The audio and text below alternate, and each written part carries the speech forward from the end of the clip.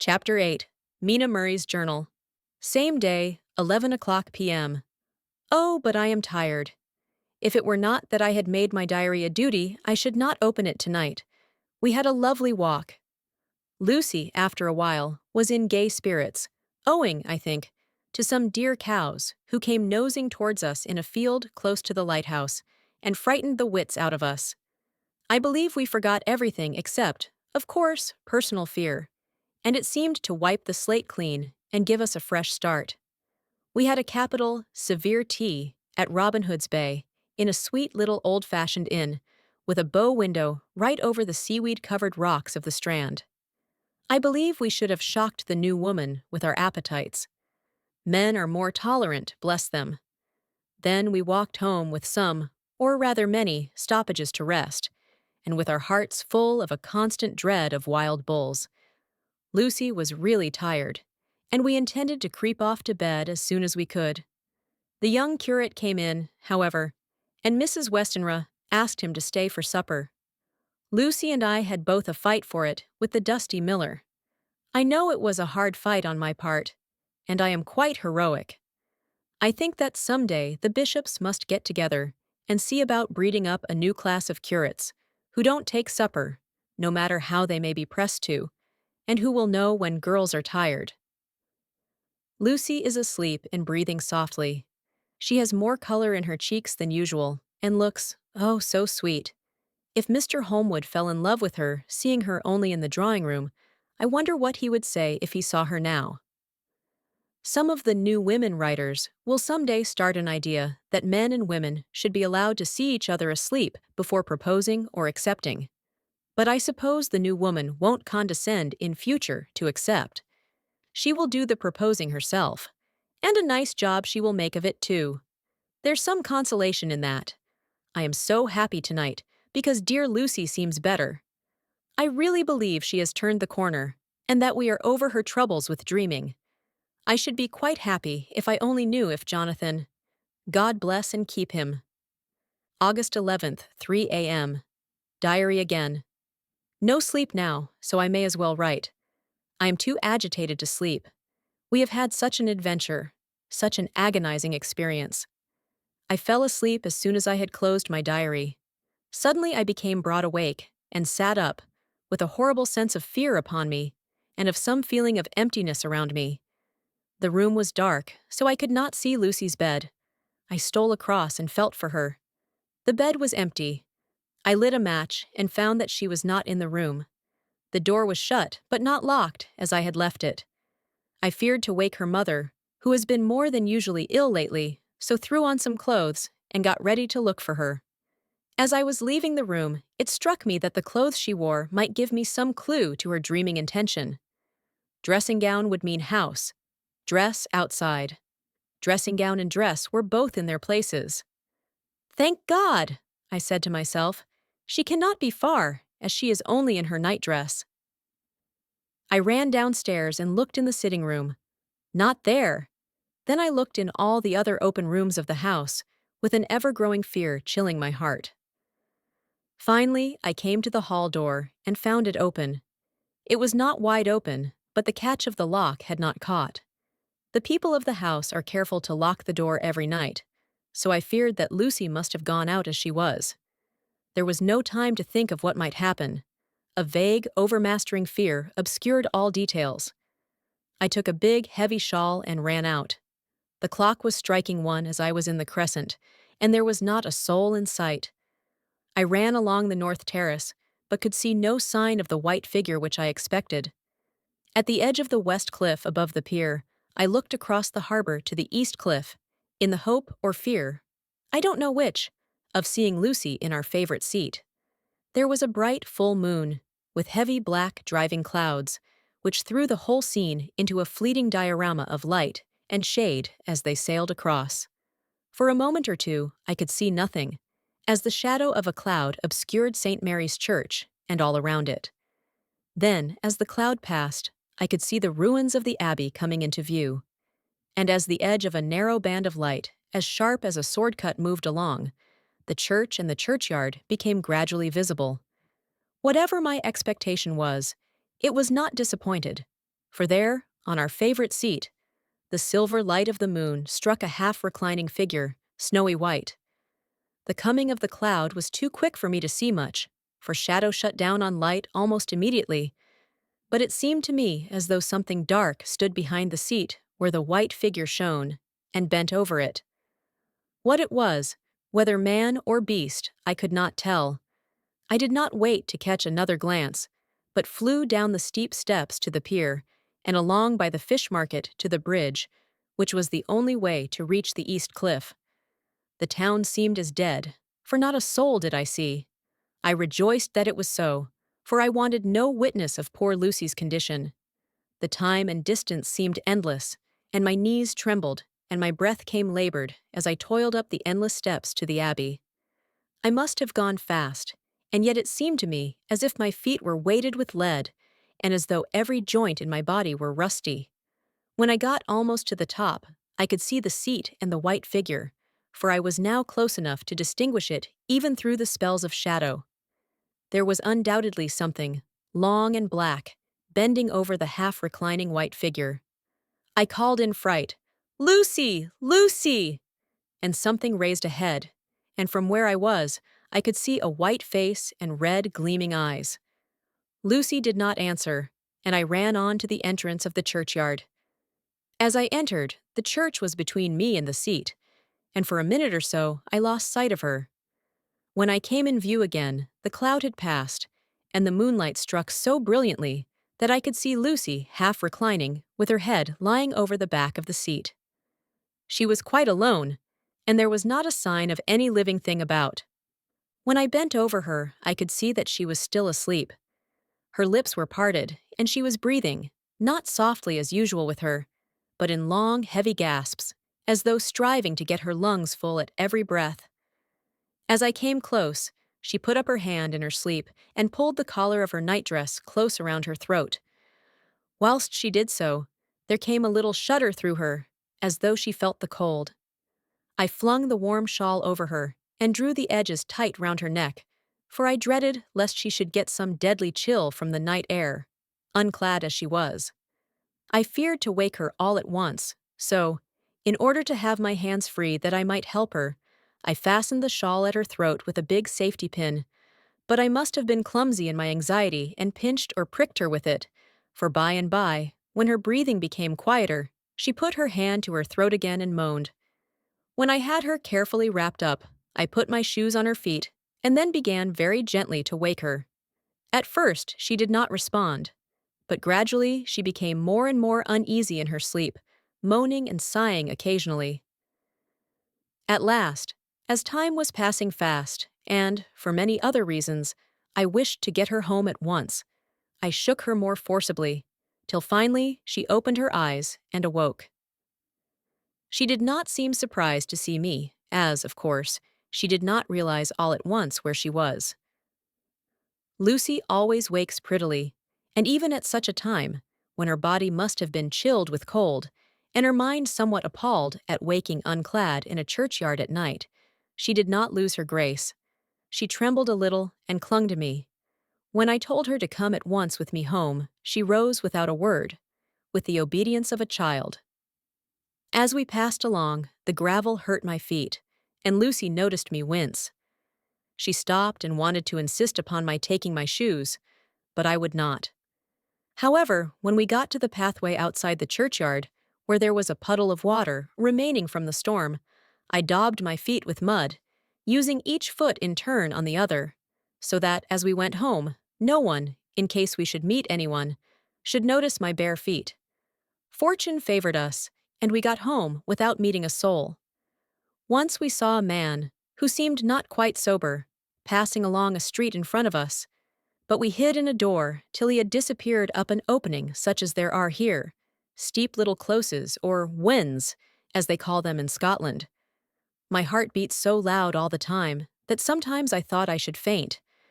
I was filled with anxiety about Lucy, not only for her health, lest she should suffer from the exposure, but for her reputation in case the story should get wind. When we got in and had washed our feet and had said a prayer of thankfulness together, I tucked her into bed. Before falling asleep, she asked, even implored, me not to say a word to anyone, even her mother, about her sleepwalking adventure. I hesitated at first to promise, but on thinking of the state of her mother's health, and how the knowledge of such a thing would fret her, and thinking, too, of how such a story might become distorted, nay, infallibly would, in case it should leak out, I thought it wiser to do so. I hope I did right. I have locked the door, and the key is tied to my wrist, so perhaps I shall not be again disturbed. Lucy is sleeping soundly. The reflex of the dawn is high and far over the sea. Same day, noon. All goes well. Lucy slept till I woke her and seemed not to have even changed her side.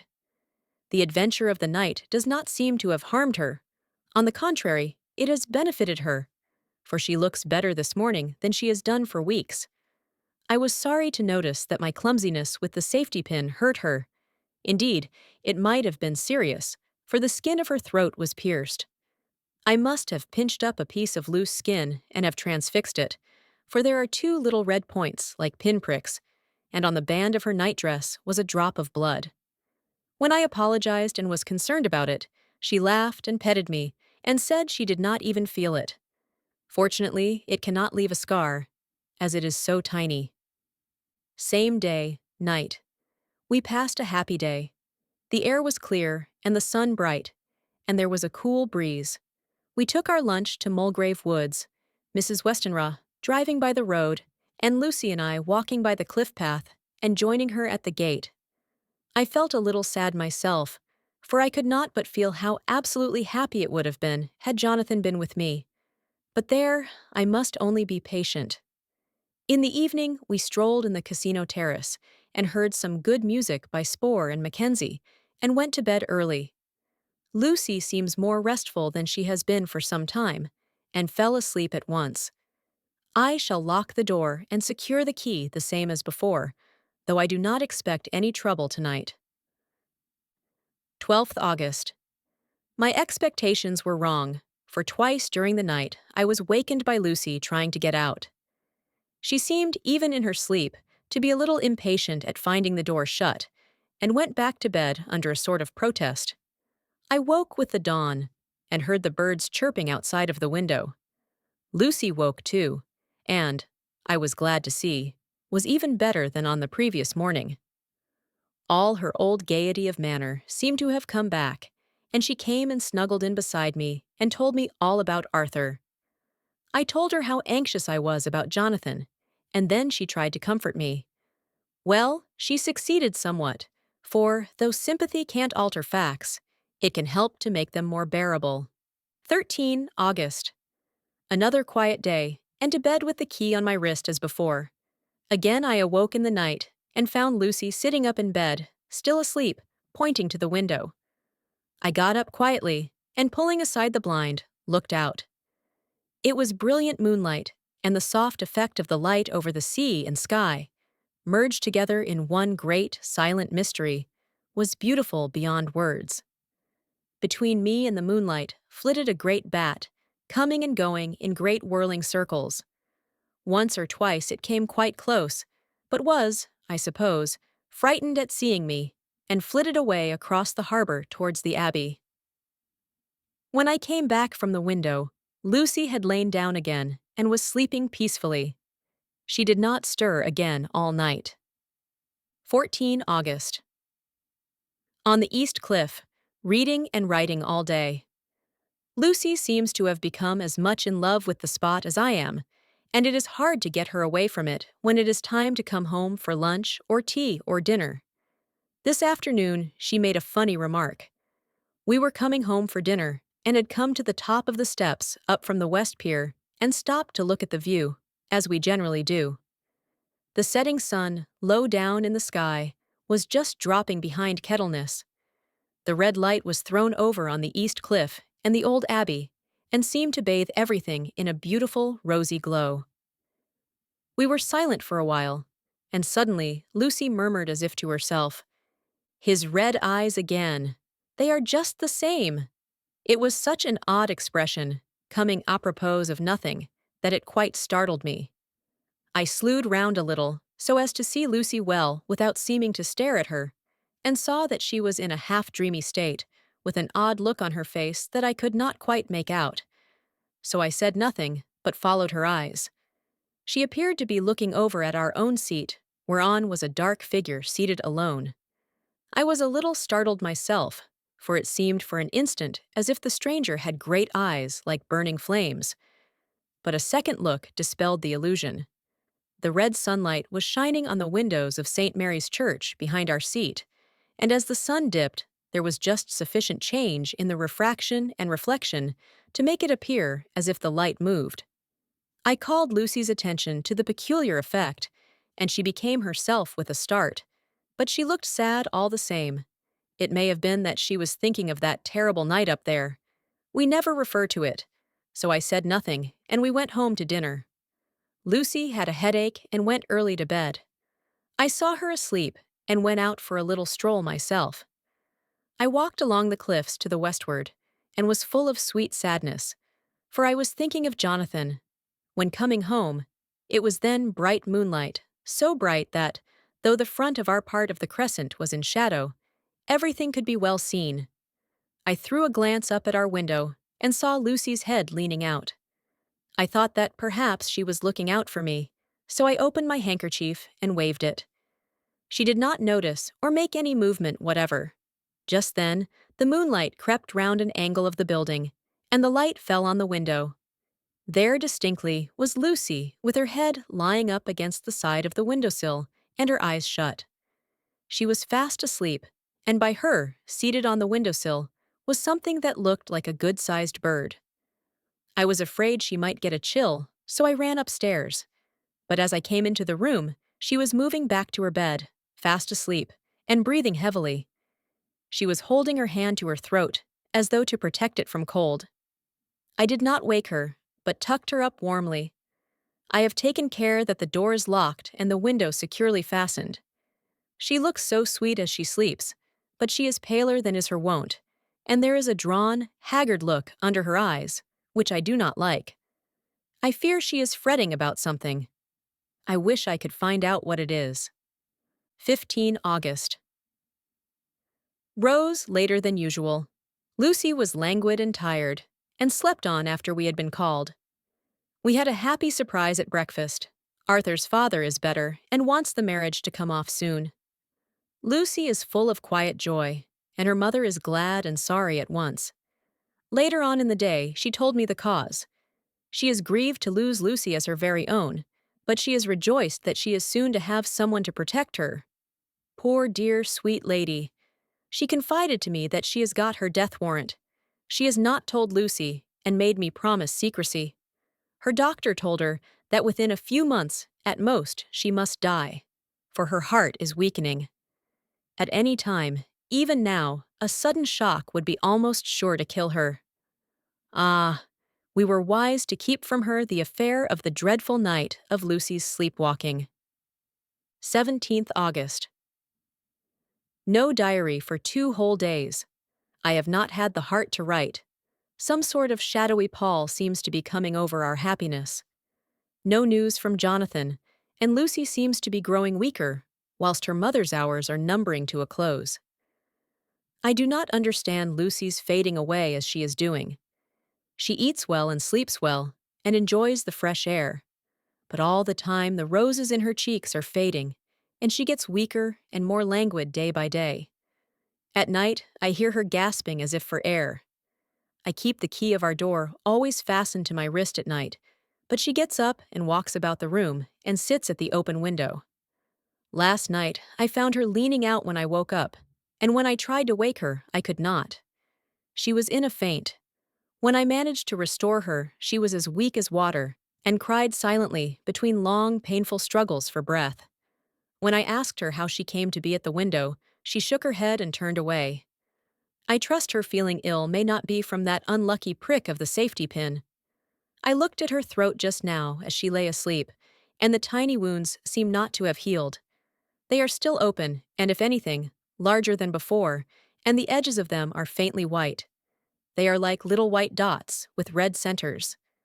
Unless they heal within a day or two, I shall insist on the doctor seeing about them.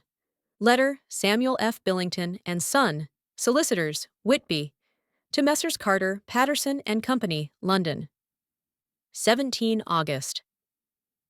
Dear Sirs, herewith please receive invoice of goods sent by Great Northern Railway. Same are to be delivered at Carfax, near Purfleet, immediately on receipt at goods station King's Cross.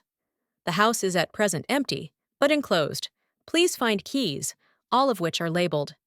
You will please deposit the boxes, 50 in number, which form the consignment, in the partially ruined building forming part of the house and marked A on rough diagram enclosed.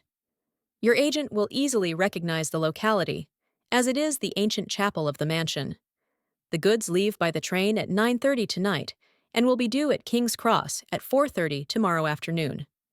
As our client wishes the delivery made as soon as possible, we shall be obliged by your having teams ready at King's Cross at the time named and forthwith conveying the goods to destination.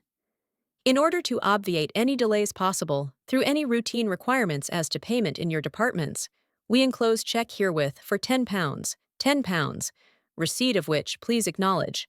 Should the charge be less than this amount, you can return balance.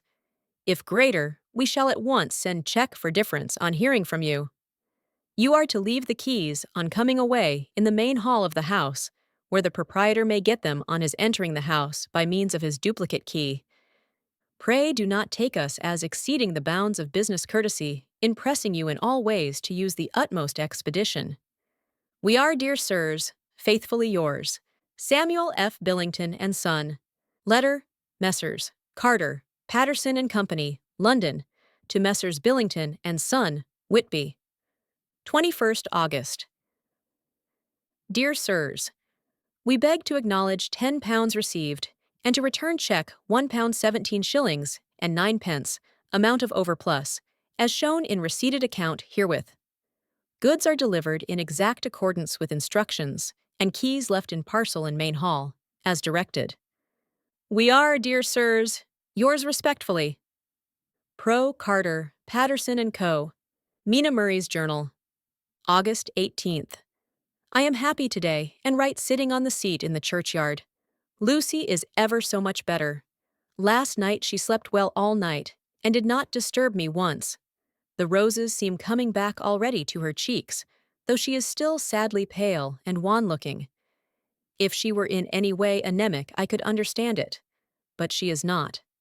She is in gay spirits and full of life and cheerfulness. All the morbid reticence seems to have passed from her, and she has just reminded me, as if I needed any reminding, of that night, and that it was here, on this very seat, I found her asleep. As she told me, she tapped playfully with the heel of her boot on the stone slab and said, "My poor little feet didn't make much noise then. I dare say poor old Mr. Swales would have told me that it was because I didn't want to wake up Geordie." As she was in such a communicative humor, I asked her if she had dreamed at all that night. Before she answered, that sweet puckered look came into her forehead, which Arthur, I call him Arthur from her habit, says he loves. And indeed, I don't wonder that he does. Then she went on in a half-dreaming kind of way, as if trying to recall it to herself. I didn't quite dream, but it all seemed to be real. I only wanted to be here in this spot. I don't know why, for I was afraid of something. I don't know what. I remember, though I suppose I was asleep, passing through the streets and over the bridge. A fish leaped as I went by, and I leaned over to look at it, and I heard a lot of dogs howling. The whole town seemed as if it must be full of dogs all howling at once, as I went up the steps. Then I had a vague memory of something long and dark with red eyes, just as we saw in the sunset, and something very sweet and very bitter all around me at once. And then I seemed sinking into deep green water, and there was a singing in my ears, as I have heard there is to drowning men. And then everything seemed passing away from me. My soul seemed to go out from my body and float about the air. I seem to remember that once the West Lighthouse was right under me, and then there was a sort of agonizing feeling, as if I were in an earthquake, and I came back and found you shaking my body. I saw you do it before I felt you. Then she began to laugh. It seemed a little uncanny to me, and I listened to her breathlessly.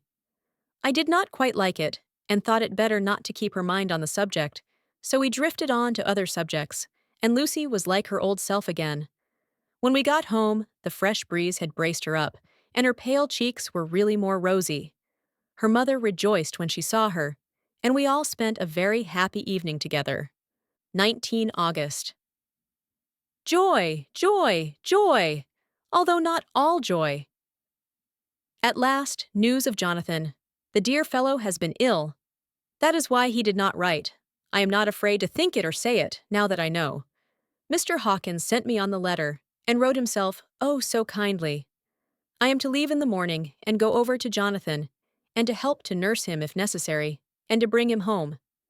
Mr. Hawkins says it would not be a bad thing if we were to be married out there. I have cried over the good sister's letter, till I can feel it wet against my bosom, where it lies. It is of Jonathan, and must be next my heart, for he is in my heart. My journey is all mapped out, and my luggage ready. I'm only taking one change of dress. Lucy will bring my trunk to London, and keep it till I send for it may be that. I must write no more. I must keep it to say to Jonathan, my husband. The letter that he has seen and touched must comfort me till we meet. Letter, Sister Agatha, Hospital of St. Joseph and St. Mary, Budapest, to Miss Wilhelmina Murray, 12th August. Dear Madam, I write by desire of Mr. Jonathan Harker, who is himself not strong enough to write, though progressing well, thanks to God and St. Joseph and St. Mary. He has been under our care for nearly 6 weeks, suffering from a violent brain fever. He wishes me to convey his love, and to say that by this post I write for him to Mr. Peter Hawkins, Exeter, to say, with his dutiful respects, that he is sorry for his delay, and that all of his work is completed. He will require some few weeks' rest in our sanatorium in the hills, but will then return. He wishes me to say that he has not sufficient money with him, and that he would like to pay for his staying here, so that others who need shall not be wanting for help. Believe me, yours, with sympathy and all blessings. Sister Agatha. P.S.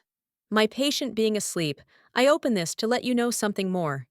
He has told me all about you, and that you are shortly to be his wife. All blessings to you both. He has had some fearful shock, so says our doctor. And in his delirium, his ravings have been dreadful, of wolves and poison and blood, of ghosts and demons, and I fear to say of what. Be careful with him always that there may be nothing to excite him of this kind for a long time to come. The traces of such an illness as his do not lightly die away. We should have written long ago, but we knew nothing of his friends, and there was on him nothing that anyone could understand. He came in the train from Klausenburg, and the guard was told by the station master there that he rushed into the station shouting for a ticket for home. Seeing from his violent demeanor that he was English, they gave him a ticket for the furthest station on the way thither that the train reached. Be assured that he is well cared for. He has won all hearts by his sweetness and gentleness. He is truly getting on well, and I have no doubt will in a few weeks be all himself. But be careful of him for safety's sake. There are, I pray, God and St. Joseph and St. Mary, many, many happy years for you both. Dr. Seward's Diary, 19 August. Strange and sudden change in Renfield last night. About 8 o'clock, he began to get excited and sniff about as a dog does when setting. The attendant was struck by his manner, and knowing my interest in him, encouraged him to talk. He is usually respectful to the attendant, and at times servile, but tonight, the man tells me, he was quite haughty, would not condescend to talk with him at all. All he would say was, "Dash, dash. I don't want to talk to you. You don't count now. The master is at hand." The attendant thinks it is some sudden form of religious mania which has seized him. If so, we must look out for squalls, for a strong man with homicidal and religious mania at once might be dangerous. The combination is a dreadful one. At 9 o'clock, I visited him myself. His attitude to me was the same as that to the attendant. In his sublime self-feeling, the difference between myself and attendant seemed to him as nothing. It looks like religious mania, and he will soon think that he himself is God. These infinitesimal distinctions between man and man are too paltry for an omnipotent being. How these madmen give themselves away! The real God taketh heed lest a sparrow fall, but the God created from human vanity sees no difference between an eagle and a sparrow. Oh, if men only knew! For half an hour or more, Renfield kept getting excited in greater and greater degree. I did not pretend to be watching him, but I kept strict observation all the same. All at once that shifty look came into his eyes, which we always see when a madman has seized an idea, and with it the shifty movement of the head and back, which asylum attendants come to know so well. He became quite quiet, and went and sat on the edge of his bed, resignedly, and looked into space with lackluster eyes. I thought I would find out if his apathy were real or only assumed, and tried to lead him to talk of his pets, a theme which had never failed to excite his attention. At first he made no reply, but at length said testily, "Bother them all. I don't care a pin about them." "What?" I said. "You don't mean to tell me you don't care about spiders?" Spiders at present are his hobby, and the notebook is filling up with columns of small figures. To this he answered enigmatically, "The bridemaidens rejoice the eyes that wait the coming of the bride. But when the bride draweth nigh, then the maidens shine not to the eyes that are filled." He would not explain himself, but remained obstinately seated on his bed all the time I remained with him. I am weary tonight, and low in spirits. I cannot but think of Lucy, and how different things might have been. If I don't sleep at once, chloral, the modern Morpheus, C2, H, Cl, 3O, H, 2O. I must be careful not to let it grow into a habit. No, I shall take none tonight. I have thought of Lucy, and I shall not dishonor her by mixing the two. If need be, tonight shall be sleepless. Later. Glad I made the resolution, gladder that I kept to it. I had lain tossing about, and had heard the clock strike only twice when the night watchman came to me, sent up from the ward, to say that Renfield had escaped. I threw on my clothes and ran down at once.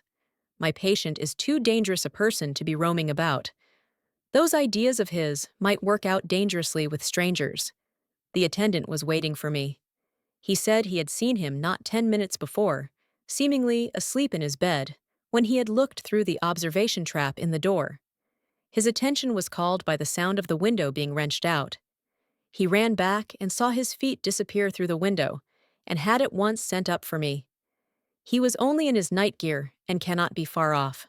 The attendant thought it would be more useful to watch where he should go than to follow him, as he might lose sight of him whilst getting out of the building by the door. He is a bulky man and couldn't get through the window. I am thin, so, with his aid, I got out, but feet foremost, and, as we were only a few feet above ground, landed unhurt. The attendant told me the patient had gone to the left and had taken a straight line, so I ran as quickly as I could. As I got through the belt of trees, I saw a white figure scale the high wall which separates our grounds from those of the deserted house. I ran back at once, told the watchman to get 3 or 4 men immediately and follow me into the grounds of Carfax, in case our friend might be dangerous. I got a ladder myself, and crossing the wall, dropped down on the other side. I could see Renfield's figure just disappearing behind the angle of the house, so I ran after him. On the far side of the house, I found him pressed close against the old iron-bound oak door of the chapel. He was talking, apparently to someone, but I was afraid to go near enough to hear what he was saying, lest I might frighten him and he should run off. Chasing an errant swarm of bees is nothing to following a naked lunatic when the fit of escaping is upon him. After a few minutes, however, I could see that he did not take note of anything around him, and so ventured to draw nearer to him, the more so as my men had now crossed the wall and were closing him in. I heard him say, "Dash, dash. I am here to do your bidding, master. I am your slave, and you will reward me, for I shall be faithful. I have worshipped you long and afar off. Now that you are near, I await your commands, and you will not pass me by, will you, dear master, in your distribution of good things? He is a selfish old beggar anyhow. He thinks of the loaves and fishes, even when he believes he is in a real presence. His manias make a startling combination. When we closed in on him, he fought like a tiger. He is immensely strong, for he was more like a wild beast than a man. I never saw a lunatic in such a paroxysm of rage before, and I hope I shall not again. It is a mercy that we have found out his strength and his danger in good time. With strength and determination like his, he might have done wild work before he was caged. He is safe now at any rate. Jack Shepherd himself couldn't get free from the straitwaistcoat that keeps him restrained, and he's chained to the wall in the padded room. His cries are at times awful, but the silences that follow are more deadly still, for he means murder in every turn and movement. Just now he spoke coherent words for the first time. "I shall be patient, master. It is coming, coming, coming." So I took the hint and came to. I was too excited to sleep, but this diary has quieted me, and I feel I shall get some sleep tonight.